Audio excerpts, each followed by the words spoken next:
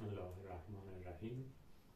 تو جلسه قبلی توضیح دادیم که نظریه حروف چی است، معرفیش کردیم، پیش نیازاش و کاربرداش بهتون گفتیم و توضیح دادیم که سیستم حروف چی هست و اینکه هر حرف در قرآن داره یک معنی هست. اینو اثبات کردیم که اگر کتابی یا زبانی سیستم حروف داشته باشه اون موقع مطمئن میشیم که اثباتش کردیم که هر حرف توش به استثنای یکی که نمیشه در موردش نظر داد که اون معنی داره یا نه، سیستم حروف مختلف توش مختلف ثابت کردیم که اون موقع هر حرف توش دارای معنی خواهد. این جلسه میخوایم توضیح بدیم، در مورد تناظرها صحبت کنیم و اینکه زبانی که سیستم حروف داشته باشه و هر حرف توش دارای معنی باشه با فراکتال ها و خود متشابه ها برخوال ها دارای تناظر هست و این تناظر به نوبه خودش یه تناظر دیگه ایجاد میکنه، چون بین قرآن و فراکتال ها هم تناظر وجود داره. اینو هم توضیح میدیم. اون موقع میتونیم بفهمیم که بین قرآن و سیستم های حروف هم تناظر وجود داره.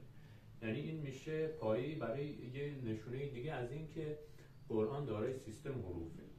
یه نکته هم بهتون بگم، ما وقتی میخوایم توی علوم مبتنی بر ریاضی کار کنیم مثل فیزیک، میام یه فرضیاتی رو در نظر میگیرم، مثل فرضیاتی که نیوتن برای خودش در نظر گرفت. گفت که مثلا جسم بر مسیر مستقیم سیر میکنه مگر اینکه یه نیروی بهش وارد بشه. مثلا یکی از قوانین نیوتنه، یه جسم اگر بهش نیرو وارد بشه در جهت نیرو داره شتاب میشه.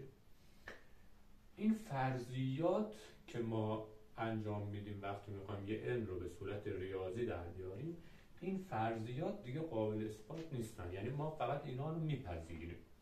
چرا میپذیریم؟ با استقرا.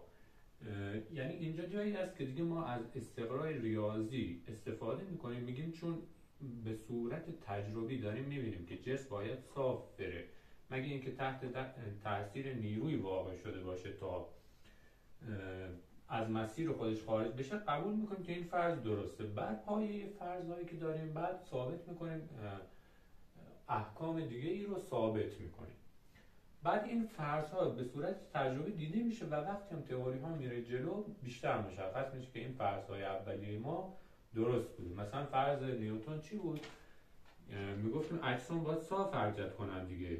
نیوتن اومد گفت این که اجسام صاف حرکت میکنن مگه اینکه تحت تاثیر نیروی واقع بشن توی منظومه شمسی هم واقع. یعنی چی؟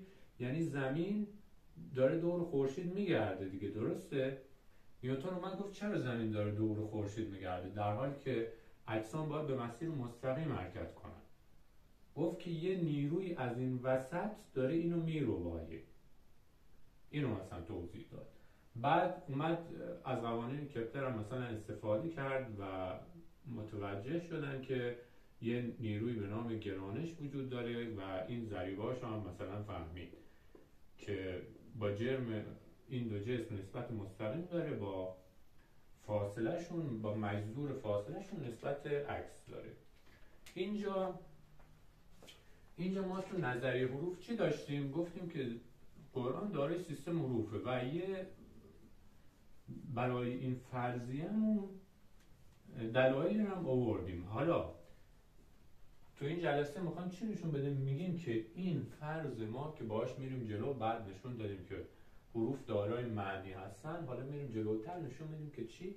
این فرض درستی بوده، چون توی هرچی میریم جلوتر توی عالم قرآن که میچرخیم متوجه میشیم که فرض ما فرض درستی بوده. یکیش با تناظر اساسی نشون داده میشه. قبل از اینکه وارد بحث بشیم و بخوایم بگیم تناظر اساسی چیه، اول شما باید با این مفهومی به نام خود متشابهی آشنا باشید. خود متشابهی میتونید تو اینترنت هم سرچ کنید، اطلاعات به دست بیارین، ولی من میخوام اینجا یه نکات رو بگم که ممکنه تو اینترنت پیدا نکنیم به راحتی یا اصلا پیدا نکنیم. فرض کنید مثلا شما این دایره رو دارین. قبل از اینکه وارد بشم هیچ دیگه بگم. قبل از اینکه بگم خود متشابهی چیه، بگم که تشابه چیه. تشابه هم تو ریاضیات راهنمایی و دبیرستان ابتدایی معمولا توضیح داده میشه. ببینید وقتی که مثلا یه مثلث این شکلی رو ببینید، یه مثلث این شکلی رو هم ببینید. خب فرض کنید زل این 3 هست، این 4 هست، این 5 هست، این یکی، این 6، این 8، این 10. ما به این دو شکل میگفتیم چی؟ میگفتیم اینا متشابهن، یعنی مثل همن، فقط این ابعادش 2 برابر شده، 2 3 تا 6 تا 2 4 تا 8 تا 2 5 تا 10 تا. این همین اینه، فقط این بزرگترشه، ضرب در 2 شده ابعادش، مثلا مساحتش 4 برابر شده، محیطش 2 برابر شده. به این دو شکل میگیم چی؟ میگیم متشابه. این متشابه یکم ریاضیات مثلا میاد یه اشکال دیگه ای رو نشون میده که اجزایش خودشون با خودشون متشابه هن. مثلا چی؟ مثل کلم بروکلی رو معمولا مثلا مثال میزنن توی چیزایی که ما باش در ارتباط بیشتر ملموس، مثلا کلم بروکلی. شما مثلا یک کلم بروکلی رو به این شکل در نظر بگیرین، بعد رو سر اینا خودش یه تیکای دیگه هست دیگه، یه تیکای جدا جدا هست. اگر کلم بروکلی بریم اون سرش رو نگاه کنین، یه تیکای جدا جدا هست. این تیکه ها وقتی که شما نگاه کنین به این صورت، مثلا این تیکای کوچیک هر کدامش انگار خود کلم بروکلی به طور کامله. یعنی چی؟ یعنی این تیکه رو میکنین نگاش میکنین، وقتی که مثلا این تیکه رو میکنین تو جلو خودتون میگه نگاش میکنین، این خود کلم بروکلیه، یه ساقه داره و یه تاج شبیه تاج این تیکه کوچیک ساقه هم همین طوریه. ما به این نوع اشکال میگیم چی؟ میگیم شکل خود متشابه. حالا من این تعریف رو توی گوگل و مثلا دانشنامه و جای دیگه توی اینترنت نگاه کنید بیشتر مسلط میشین. این تعریف خودتون هم حتما نگاه کنید. من حالا یه مثال دیگه میزنم. این دایره رو فرض کنین، بعد بیاین توش 2 تا دایره دیگه در بیاریم، این همین دایره، خب بغل هم. دوباره تو هر کدوم از این دایره ها 2 تا دایره دیگه در بیاریم، این همون چیزی که برای این دایره در آوردیم. خب دوباره تو هر کدوم از این دایره ها 2 تا دایره دیگه در بیاریم و این کار تا بی‌نهایت ادامه بدیم. خب دوباره تو هر کدوم از این دایره 2 تا دایره، این کار تا بی‌نهایت ادامه بدیم. به این شکل ما میگیم خود متشابه. یعنی چی؟ یعنی الان شما اگر این دایره رو نگاه کنین، دقیقاً همین دایره بزرگه. خب دقیقاً همین دایره بزرگه، فقط ابعادش 1/2 شده و مساحتش 1/4 شده. این با این هیچ فرقی نداره. به این نوع اشکال ما میگیم خود متشابه. حالا خود متشابه به چه درد میخوره؟ مثلا ما الان کلم بروکلی رو مثال زدیم. کلم بروکلی یه مثال خیلی پیش پا افتاده هست. یه دانشمند فرانسوی هست، ریاضیدان فرانسوی، چند سال پیش از دنیا رفت، به نام مندلبرو اومد یه کتابی نوشت The Fractal Geometry of Nature، هندسه برخوردی طبیعت. توش اومد خیلی یه توضیحاتی داد که مثلا این اشکال، خیلی از اشکالی که ما مثلا تو طبیعت داریم شما فکر میکنین بی قاعده هستن، حالا تا اونجایی که من میدونم اینو حرفای مندلبرو بود، بی قاعده هستن، داره قاعده هستن و فراکتالن. یعنی این همین دایره‌ای که کشتیم، این همین کلم بروکلی که داریم. مثلا من یه چیز دیگه بهتون بگم، یه نسبتی ما داریم، نسبت طلایی. نگاه کنین وقتی یه مستطیل رو به این شکل میکشیم، بعد میگیم حالا بیا یه مربع توش در بیار، بعد اینجاش میشه یه مستطیل دیگه، دوباره بیا اینجا هم یه مربع در بیار، دوباره اینجا یه مستطیل پدید میاد، اینجا هم یه مربع در بیار و این کار تا بی‌نهایت ادامه بده. اگر ابعاد این مستطیل طوری باشه که این کار تا بی‌نهایت ادامه پیدا کنه، چون نگاه مثلا اگر مستطیلمون به این شکل باشه میتونیم یه خط بکشیم بشه 2 تا مربع دیگه تا بی‌نهایت ادامه پیدا نمیکنه، ولی برای بعضی از مستطیل ها تا بی‌نهایت ادامه پیدا میکنه. برای چه مستطیلی؟ که اگر طول این ضلعش یکه، طول این ضلع یکی دیگه‌اش باید مثلا 1.6 خورده‌ای باشه. حالا این خورده‌اش یه عدد مشخصه. وقتی که این نسبت وجود داشته باشه ما به این میگیم نسبت طلایی.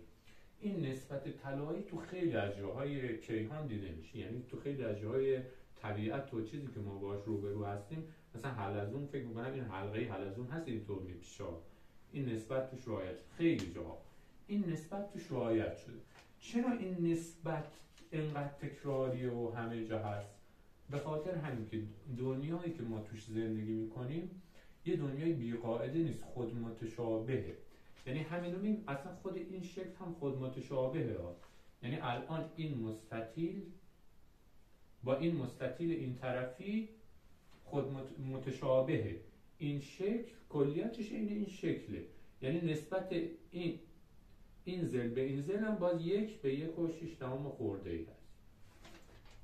ما به این نوع اشکال میگیم چی؟ میگیم خود متشابه، که ما هم تو دنیایی زندگی میکنیم که خود متشابهه. حالا این که دنیایی که ما توش زندگی میکنیم خود متشابهه چه چیزی رو در اختیار ما قرار میده؟ چه فایده‌ای برای ما داره؟ فرض کنید همون دایره‌مون، فرض کنید الان ما دایره‌مون گفتیم به این شکل بود و ادامه میدادیم 2 تا دایره، دوباره تو هر کدوم از اینا 2 تا دایره، اینا دقیقاً مماس باید به این خط باشن. شما اینجوری در نظر بگیرید اگر کیهان ما این شکلی باشه، اون موقع ما دقیقاً میدونیم هر مثلا این نقطه ازش خط رد شده یا نه. درسته؟ مثلا یه مختصات یه نقطه رو به من میدین، مثلا میگین x مساوی 2.125 y برابر است با 1.75 مثلا، این هم مختصات در نظر بگیر. اون موقع یه نفر سوال میکنه این نقطه آیا خط ازش رد شده، دایره ازش رد شده یا نه؟ اگر دنیامون فراکتال باشه، یعنی به همین صورت مثلا که ما الان داریم باشه، اون موقع میتونیم جواب قطعی به این بدیم، قطعی و قابل کشف. اما اگر جهانمون فراکتال نباشه، مثلا دایره ها به این شکل باشه، مثلا این کیهان رو در نظر بگیرید یه دایرهش اینجا باشه، یه دایره انقدی اینجا باشه، یه دایره کوچیک مثلا اینجا باشه، به تصادف توش شده باشه.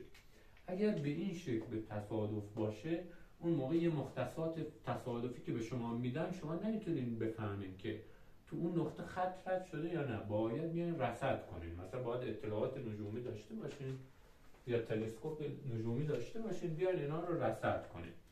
این چیزی که من میگم در مورد خط و اینا دارم صحبت میکنم و کیهان. حالا شما فکر نکنید که مثلا در مورد حرکت سیارات و اینا به این شکل میتونین اطلاعاتی به دست بیارین. تا الان چنین چیز وجود، یعنی من نشنیدم، البته من منجم نیستم، اما تا الان چنین چیزی نشنیدم. اما فراکتال بودن دنیا میخواستم بهتون بگم که فراکتال بودن دنیا چه فایده‌ای برای ما داره و معنیش چی هست. حالا این خود متشابهی، چیزی که ما الان میدونیم چیه؟ الان گفتیم دنیا یه چیز خود متشابهه. اون چه که ما میدونیم اینه که قرآن هم خود متشابهه. قرآن هم از یه سیستمی استفاده میکنه که خود متشابهه و بر همین اساس، همین چیز که الان برای کیهان گفتیم، میگیم علم همه چیز تو قرآن هست. علم همه چیز، اینو ائمه میگفتن هر چی شما بپرسین تو قرآن هست، از ما بپرسین تا بهتون بگم از کجای قرآن هست. و بعضی هم یه سوالاتی میگفتن مثلا فلان چیز کجای قرآنه و ائمه بهش جواب میدادن. چرا همه چیز تو قرآن هست؟ چون جهان فراکتاله، قرآن هم فراکتاله و این دوتا فراکتال هم یه فراکتال هم. یعنی قرآن اومده چی گفته؟ اومده همین طبیعت، همین جهان رو که ما داریم، قوانین اینو به صورت فراکتال بیان کرده. چون تو جهان از فراکتال ها استفاده شد، قرآن هم همون فراکتال رو داره اشاره میکنه. به این ترتیب علم همه چیز تو قرآن هست. حالا اینا فعلا که من دارم بهتون میگم دانشیشه، هنوز من بهتون نگفتم که چطور، من نشون بهتون ندادم که چطور اینا تو قرآن هست. اگه بخوایم بپردازیم به این که اینا چطور تو قرآن هست، نگاه کنید. یک کتابی ما داشتیم، حسن فهم سخن خدا. خب حسن فهم سخن خدا که بهتون گفتم اسم لاتینش God Word Good Understanding via Literature هست. این کتاب اگه خونده باشین الان به مطالبی که من میخوام بپردازم بهتر میفهمید، چون گفتم این کتاب و مطالبی که توی نظریه حروف هست با هم نیازه. یعنی اینو خونده باشین الان من اینایی رو که توی نظریه حروف میخوام بهتون اطلاع بدم بهتر متوجهش میشین. توی کتاب حسن فهم سخن خدا ما داشتیم که خدا از یه متشابهات استفاده میکنه برای بیان منظورش. متشابهات یعنی چی؟ یعنی همین چیزی که الان داشتیم، مثلا یه مثلث انقدی یه مثلث انقدی، این ضرب در مثلا 3 شده این، دقیقاً این همه زوایاش با این برابره، طول اضلاعش با این برابره و همه چی این با این برابره. این دوتا با هم متشابه هم. چیزی هم که قرآن استفاده میکنه همینه، یعنی میاد چکار میکنه. یه مقاله دیگه من بهتون گفتم، یه مقاله دیگه هم داریم on the primary set of Quran and similarities program، در مجموعه اولیه قرآن و برنامه متشابهات.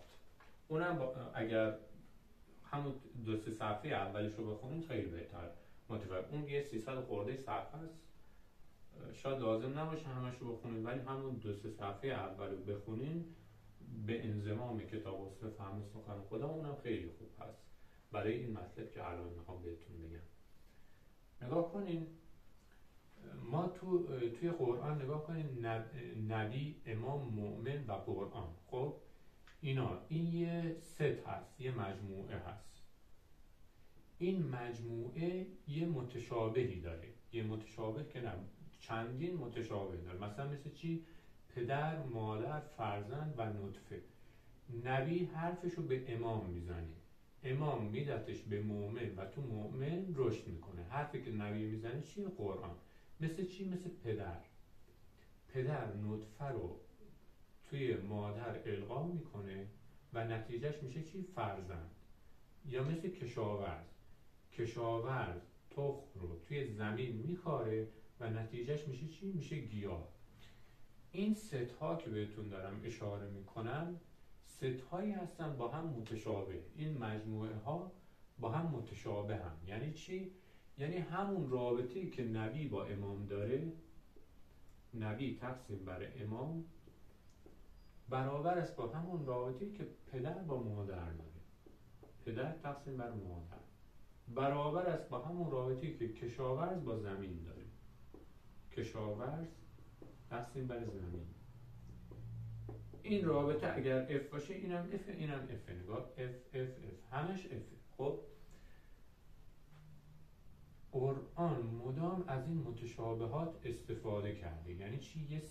یه ست اصلی داره بهش میگه پرایمری ست و مدام اون ست رو توی ست، یعنی مجموعه اولیه، یه مجموعه اولیه داره و مدام اون مجموعه اولیه رو ضرب داره یه مقدار خاص کرده. اون مقدار خاص ممکنه معکوس باشه یا ممکنه یه چیزای شبیه این، مثلا نبی تقسیم بر پدر، نبی تقسیم بر کشاورز، ضرب در اینا کرده و جملات جدید توش پدید آورده که حالا اینم بهتون میگم. یعنی قرآن یه جمله رو که میگه دوباره توی آیه دیگه، توی سوره دیگه ضرب داره یه افش میکنه، دوباره یه آیه دیگه میسازه، سری بعدی ضرب در مثلا اسش میکنه، دوباره یه آیه جدید میسازه. این چیزی که توی قرآن خیلی تکرار شده. حالا من بهتون نشون میدم مثلا چند تاشه. مثلا نگاه کنین، یه مثالش رو بخوام بزنم، اینا داریم نشون میدیم که تناظر داره، فراکتال ها با قرآن تناظر دارن و قرآن با سیستم حروف تناظر داره. یه مثالش من براتون بزنم. سوره ماعون یه آیه داره میگه چی؟ میگه ارأیت الذی یکذب بالدین.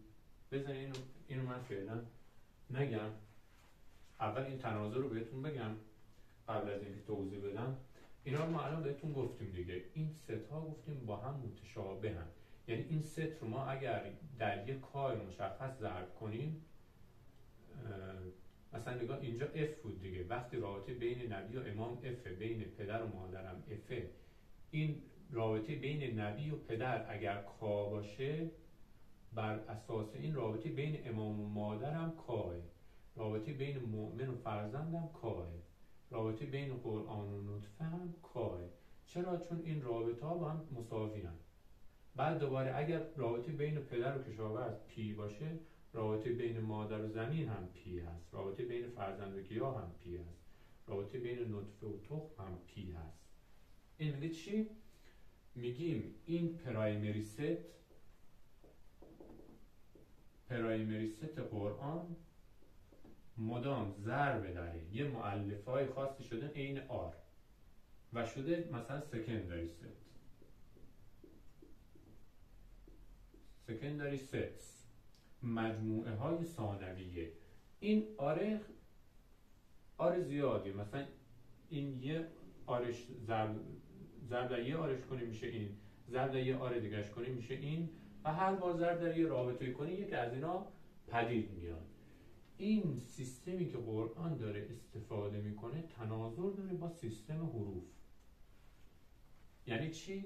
یعنی شما فرض کنید یک کلمات رو می‌نویسید، یه مجموعه از کلمات می‌نویسید، کفر، صفر، قفر و جفر. حالا بیاین به جای فی که اینجا هست این بار بنویسین ب. یعنی اینو ضرب در چی کنین؟ ضرب در ف تقسیم بر ب، ضرب در ب تقسیم بر ف، در ب ضربش کنین تقسیم بر فش کنین، این پایینی به وجود میاد. درسته؟ این چیزی که ما الان اینجا داریم یه سیستم حروفه. این سیستم حروف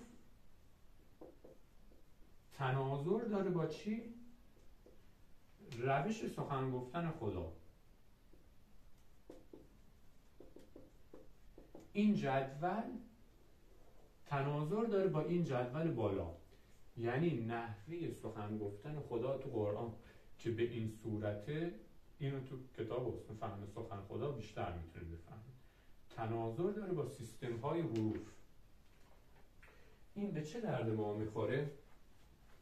این همون ظن اولیه ما، همون فرض اولیه ما که گفتیم قرآن داره سیستم حروف ها، اونو تقویت میکنه.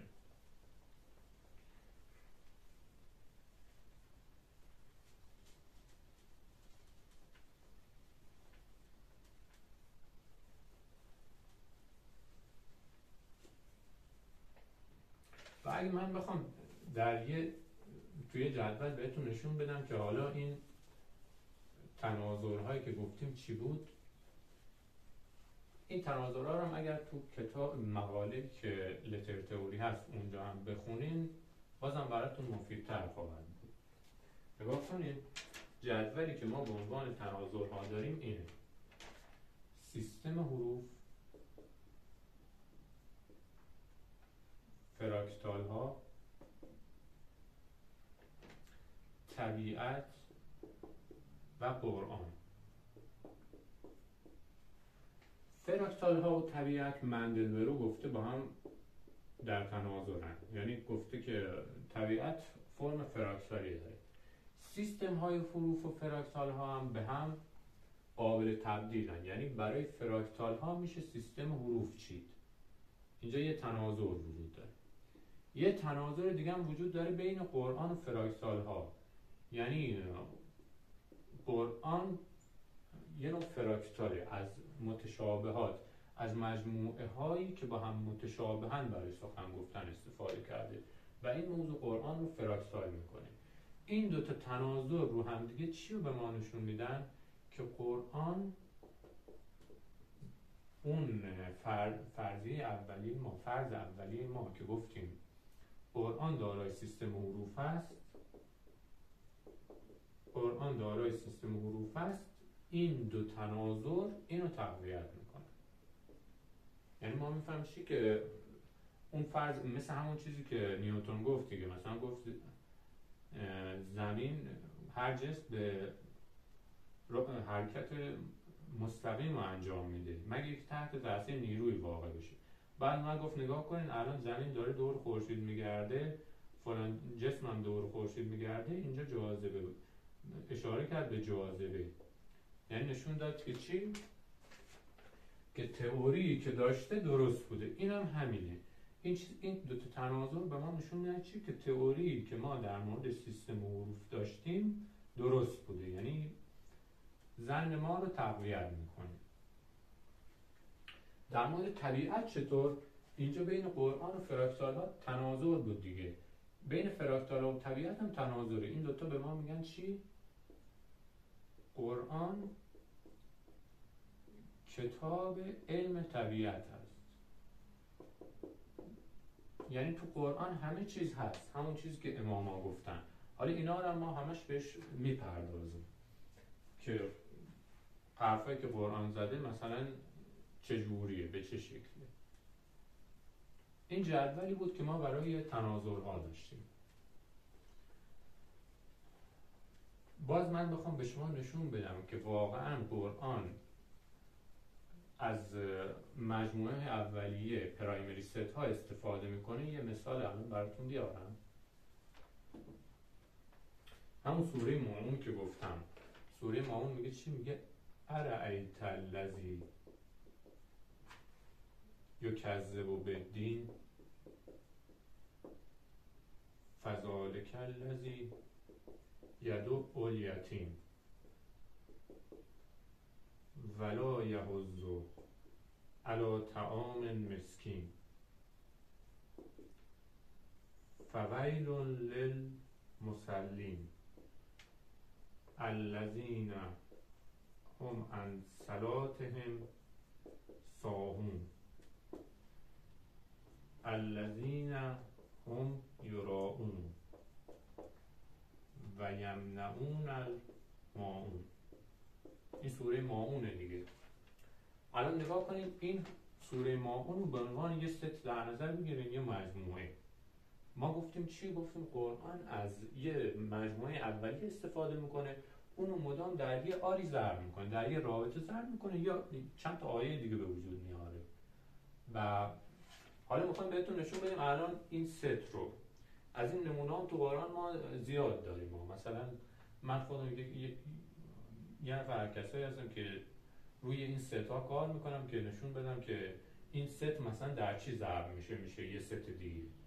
و روی مجموعه اولیه قرآن هم یکی از برنامه‌های ما هست که مجموعه اولیه قرآن که ست ها توش، که آرها توش ضرب میشن و ست های جدید رو به وجود میارن چی؟ حالا نگاه کنید، ما میرسیم به این سوره ماعونه. خب میریم سراغ سوره معارج. سوره معارج آیات 21 تا 26. اگر بیارینش گفته چی؟ و اذا مسه الخیر منوعا الا المصلین الذین هم علی صلاتهم دائمون والذین فی اموالهم حق معلوم للسائل والمحروم والذین یصدقون بیوم الدین. اینجا ما میخوایم بگیم چی؟ ما الان توضیح به شما دادیم، گفتیم قرآن فراکتاله، یه مجموعه اولیه داره، مجموعه اولیه رو هر بار در یه آری ضرب میکنه. آر یعنی رابطه، و مجموعه های ثانویه رو میسازه. الان آر ما اینجا چی معکوس کردن؟ سوره ماعون در یه آری ضرب شده، دوباره تو معارج اومده. اینجا داشتیم چی؟ ارأیت الذی یکذب بالدین، آیا کسی که تکذیب دین میکنه رو دیدی؟ اینجا میگه چی؟ والذین یصدقون بیوم الدین، معکوسش کرده. اینجا گفته کسی که دین رو تکذیب میکنه دیدی؟ اینجا گفته کسانی که دین رو تصدیق میکنن، یعنی این دوتا با هم در تناظرن. در تناظر چی؟ معکوس شدن. در معکوسش ضرب شده. بعد اینجا آیه بعدش گفته چی؟ فذالک الذی یدعو الیتیم ولا یحض علی طعام المسکین. اینجا چی بود؟ گفته الذین فی اموالهم حق معلوم للسائل و المحروم. اینجا داره مکذبان میگه کسایی که یتیم و میرونن و به مسکین غذا نمیدن. اینجا میگه کسایی که تو اموالشون حق معلومی برای فقیرها و محرومها وجود داره. اینم با این تناظر داره، معکوسش کرده. اینجا گفته فویل للمصلین، وای بر نمازگزاران. اینجا گفته چی؟ گفته الذین هم علی صلاتهم دائمون. اینجا گفته وای بر نمازگزاران، اینجا گفته کسایی که نمازشون رو دائما میخونن. اینجا گفته چی؟ الذین هم عن صلاتهم ساهون. اینجا کسایی بودن که به نمازشون دائم بودن، اینجا کسایی بودن که کوتاهی میکردن. دوباره معکوسشه. اینجا بود چی؟ بعدش میرفتیم چی؟ الذین هم یراؤون و یمنعون الماعون. و یمنعون الماعون با کجا تناظر داره؟ و اذا مسه الخیر منوعا.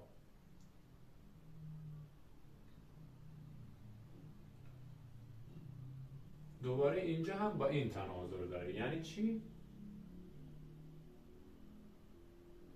یعنی این سوره ماعون برعکس شده و توی سوره معارج اومده معناش رو هم برعکس کرده.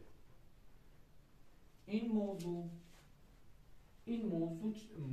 تناظر که الان میبینید توی آر ضرب شده، تو معکوس ضرب شده، این بار الان تو معکوس ضرب شده بوده. بعضی وقتا تو معکوس ضرب نمیشه، یعنی ست ها مختلفن دیگه. معکوس یه ست رو میسازه از پرایمری ست ما، چیزای دیگه هم هست. مثلا نبی رو میاد تقسیم بر امام میکنه، نتیجهش هر چی شد تو این ست ضرب میکنه و یه سوره دیگر رو میسازه. این چیزی هست که تو حالا من این الان نبی و امامش هم بهتون نشون میدم که این ست ها، از این ست ها چجور توی قرآن استفاده شده. این الان به ما میگه چی؟ قرآن فراکتاله. این داریم در این مورد صحبت میکنیم که قرآن فراکتاله و قرآنی که فراکتاله میشه براش سیستم حروف چید و سیستم حروف تناظر داره با چی؟ سیستم حروف تناظر داره با فراکتال ها، فراکتال ها هم تناظر داره با قرآن. اینه که ما میگیم قرآن پس چیه؟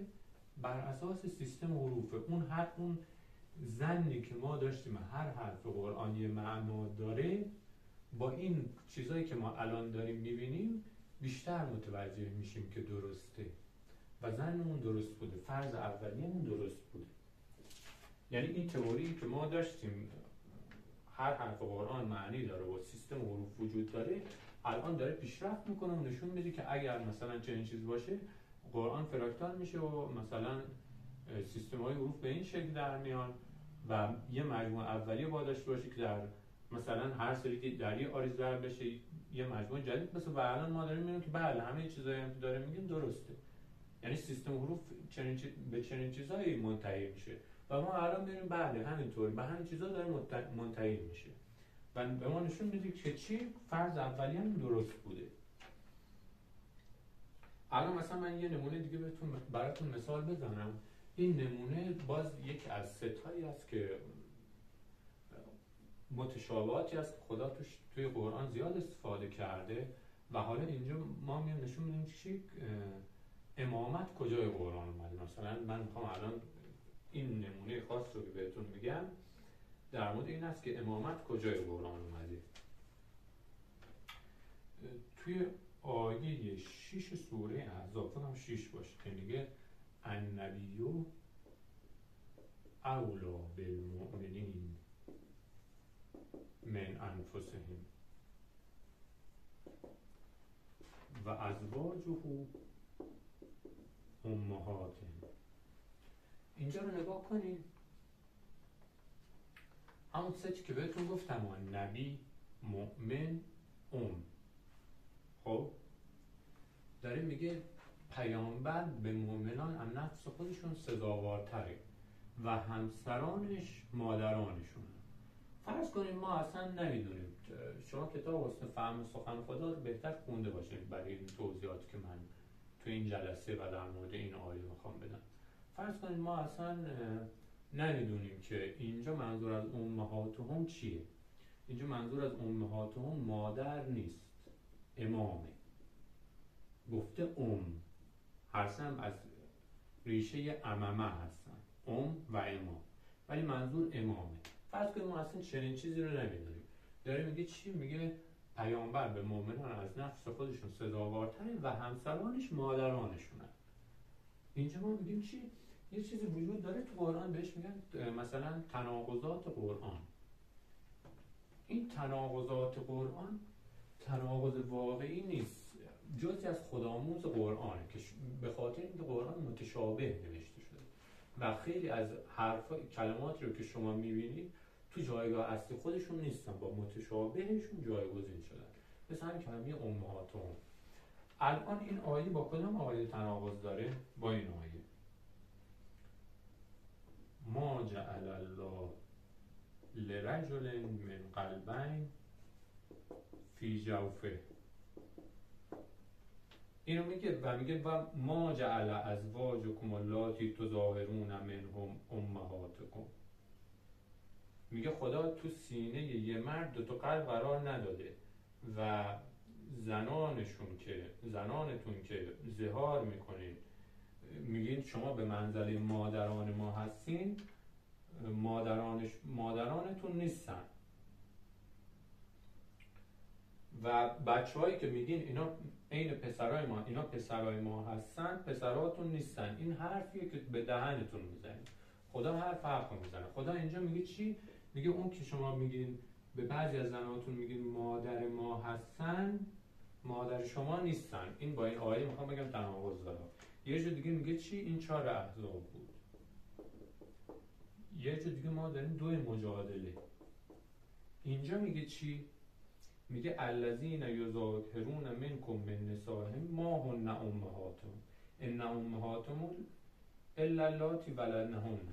میگه مادران شما منحصرا کسانی هستن که شما رو به دنیا آوردن. اینجا خودش گفته چی؟ مادر ازواج رسول الله مادران شما هستن، ولی اونجا گفته چی؟ 2 مجادله گفته مادران شما فقط کسانی هستن که شما رو به دنیا آوردن. این نشون میده چی؟ اینجا منظور از امهاتهم مادر نیست، اینجا منظور از امهاتهم امامه. در اصل اینجا نبی و امام به منزله پدر و مادر، همون چیزی که توی جدول متشابهات گفتم، نبی، امام، مؤمنا، که متشابه با پدر، مادر و فرزند. چون نبی قرآن رو میگیره میده به امام برای مؤمن میخونتش، پدر نطفه رو میریزه توی مادر و مادر فرزند رو به دنیا میاره. نتیجه خدا اینجا از این متشابه استفاده کرده،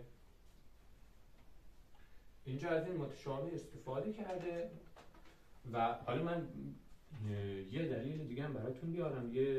ما یه چی هم داریم، حدیث میگه انا و علی ابوا هذه الامه.